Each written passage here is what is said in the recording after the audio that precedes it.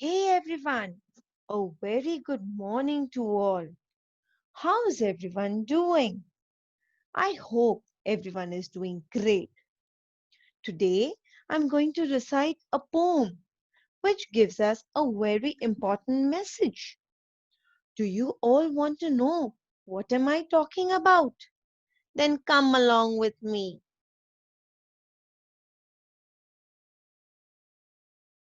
The name of this poem is No No Bird. Well, like in the picture, the bird is saying no, no, no. In the same way, this poem is about a boy who is in the habit of saying no to everything. For example, if someone tells him to do any work, like to study or eat healthy food or go early to bed, his answer is a big no. Thus, the poet named this poem as No No Bird. Let us go and see this No No Bird. I'm the No No Bird. That's right, that's me. I live up in the tantrum tree. I'm the No No Bird. I won't say why. I stamp my feet and shout and cry. I am the No No Bird. I sulk and sing. No, no, no to everything. Children, in this poem here, which is the most repeated word? Yes, the word no is repeated. Let's go ahead. I am the no no bird. That's right, that's me. I live up in the tantrum tree. In the first stanza, the poet compares himself to a bird. Like the way birds live on the tree, in the same way, this boy lives on the tantrum tree. What do we mean by the word tantrum? Tantrum means a kind of behavior which is not proper.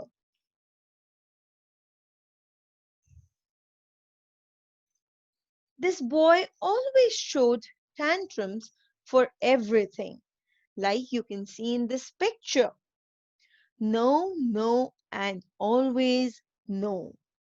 He's not afraid to use that word, but he's not aware that if we always use that word, we will never be loved by our elders because they get annoyed if we always give the answer no. Children, always remember we should never say no to our parents and grandparents. Let's go ahead. I'm the no no bird. I won't say why. I stamp my feet and shout and cry. In the second stanza, the child says that I will never answer why I always use the word no. The child did actions like you can see in this picture. Actions like stamping his feet, crying, and shouting if his wishes were not fulfilled. Children, we should never show such a kind of behavior if our wishes are not fulfilled because we should always be assured about one thing, and that is our elders know the best for us. So if mummy says no to anything, we should not stamp our feet and shout or cry for it.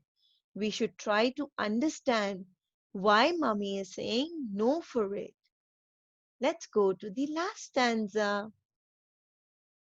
I'm the no no bird. I sulk and sing no, no, no to everything. In the last stanza, the child sulks and sings. Sulks me to be upset over something. No, no, no to everything. The child accepts here that he uses the word no for everything in life. But it should not be like that, as we should always try new things by saying yes, and we should just not say no without trying. So the poem is over. But I want to know that what did we learn from this poem? Is this behavior a good kind of behavior?